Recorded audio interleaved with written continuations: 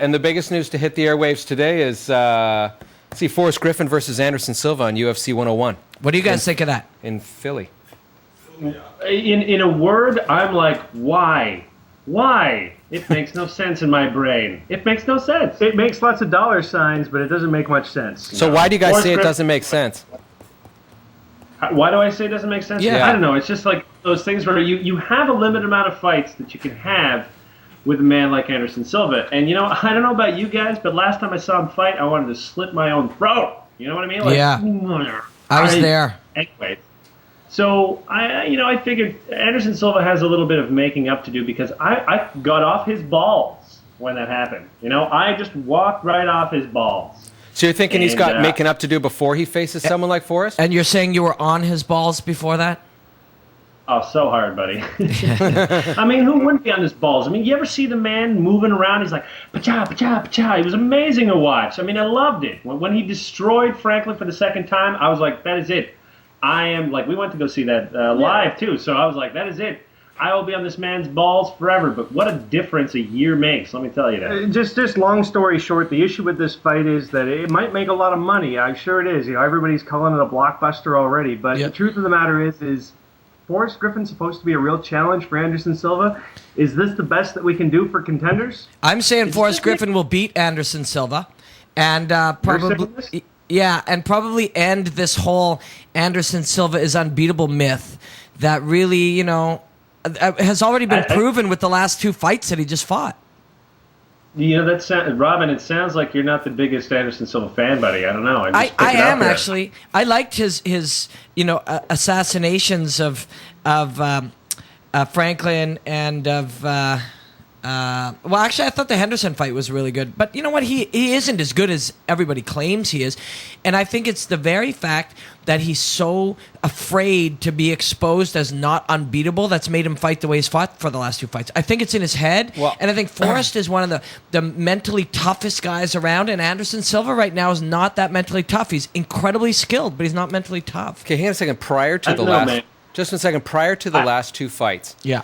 Anderson Silva, although looking unstoppable and all that kind of stuff, you got to admit, though, that, you know, he is kind of unstoppable. Like, he isn't lucky. He just looks that good because he is that good. He's delivering at a level that nobody else was delivering at. He was outclassing Rich Franklin, who was crushing everybody up until that point, pretty much. And so he was delivering. But, his last couple of fights have been kind of shitty. But and Forrest Griffin's got a lot of heart. But I don't know. I mean, I think that...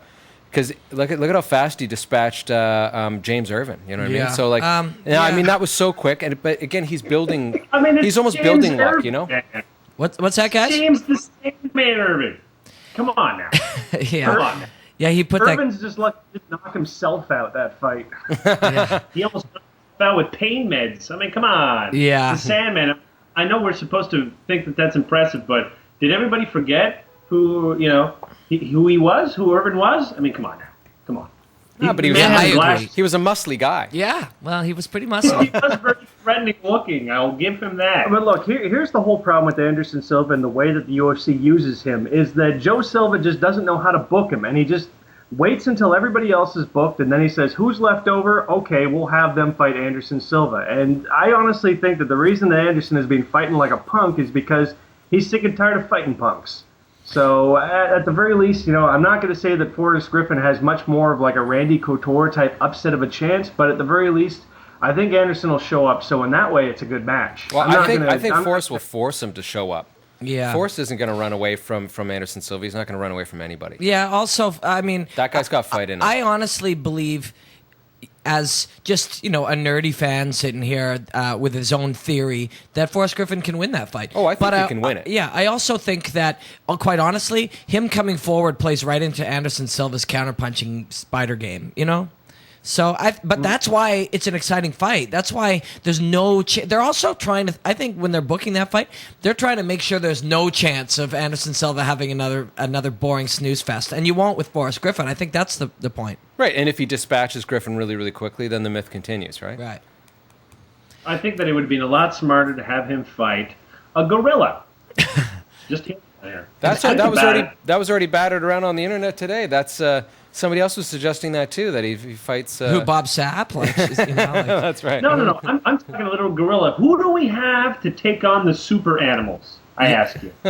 Like, are we fighting just to fight one another? I think we should be fighting, alien creatures or interspecies kind of matches. Let's really like Brock Lesnar. Yeah, I think Brock Lesnar's your guy.